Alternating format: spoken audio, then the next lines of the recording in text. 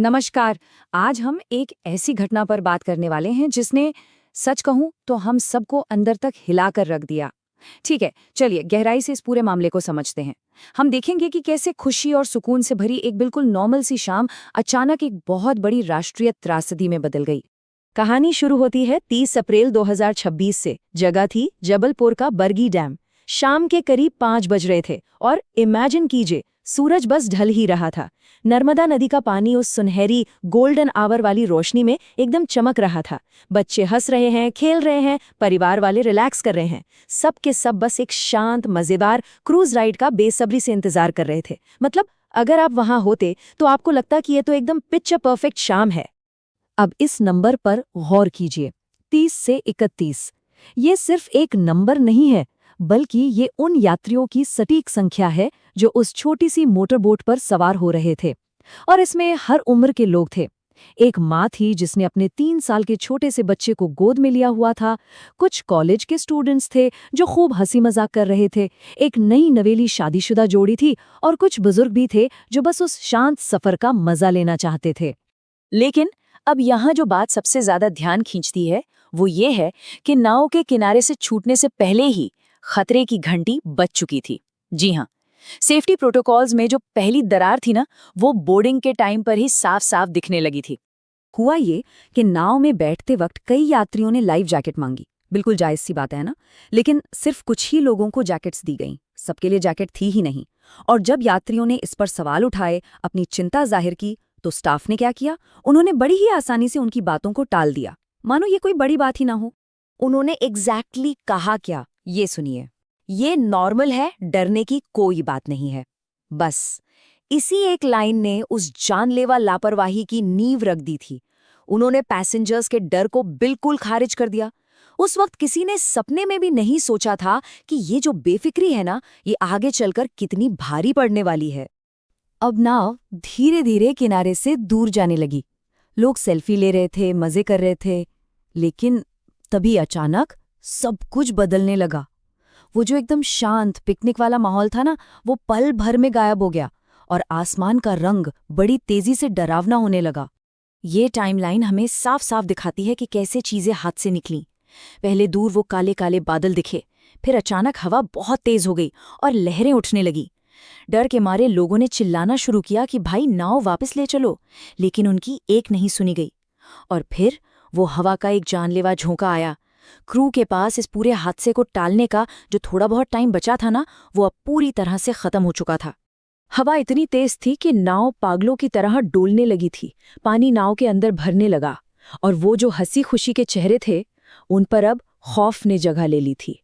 वहां सिर्फ चीख पुकार मच रही थी, यहां से वापस चलो, वापस चलो।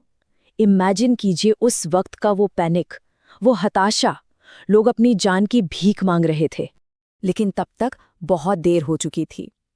तभी एक बहुत बड़ी, एक विशाल लहर आई और उसने नाव का जो भी बचा खुचा बैलेंस था वो पूरी तरह बिगाड़ दिया। नाव पलट गई और एक ही झटके में वो सारे के सारे 30-31 लोग उस गहरी अंधेरी नर्मदा नदी में जा गिरे। बस एक पल लगा और उनकी दुनिया पलट गई। उस ठंडे पानी के अंदर का मंजर आप बस सोच कर देखिए। उस अफरा तफरी में जरा उस माँ के बारे में सोचिए जिसे तैरना तक नहीं आता था। पानी में गिरते ही उसने अपने उस 3 साल के छोटे से बच्चे को अपने सीने से और भी कसकर जकड़ लिया। पानी में डूबने का खौफ था, लेकिन उसने अपने बच्चे को नहीं छोड़ा। यह सिर्फ एक माँ की हिम्मत और किसी भी कीमत पर जिंदा रहने की वो मजबूत इच्छा शक्ति थी। चलिए आगे बढ़ते हैं और देखते हैं कि इसके बाद क्या हुआ। पानी में गिरते ही एक खौफनाक पैनिक फैल गया। जिन्हें तैरना नहीं आता था वो बस किसी तरह पानी के ऊपर रहने के लिए हाथ पैर मार रहे थे, और जिनके पास वो गिनी चुनी लाइफ जैकेट्स थीं वो उसी के सहारे अपनी जान बचाने की जद्दोजहद कर रहे थे। वहीं दूसरी तरफ जो लोग किनारे पर थे, उन्होंने शोर सुना और बिना एक सेकंड बर्बाद किए फौरन पुलिस और रेस्क्यू टीमों को कॉल लगा दिया। कुछ ही देर में रेस्क्यू टीमें और पुलिस की नावें वहां पहुंच गईं और बचाव का काम शुरू हुआ। उन्होंने उस गहरे पानी से लोगों को निकालना शुरू किया। कई लोग तो पानी से लड़ते लड़ते इतने थक चुके थे कि बेहोश हो गए थे।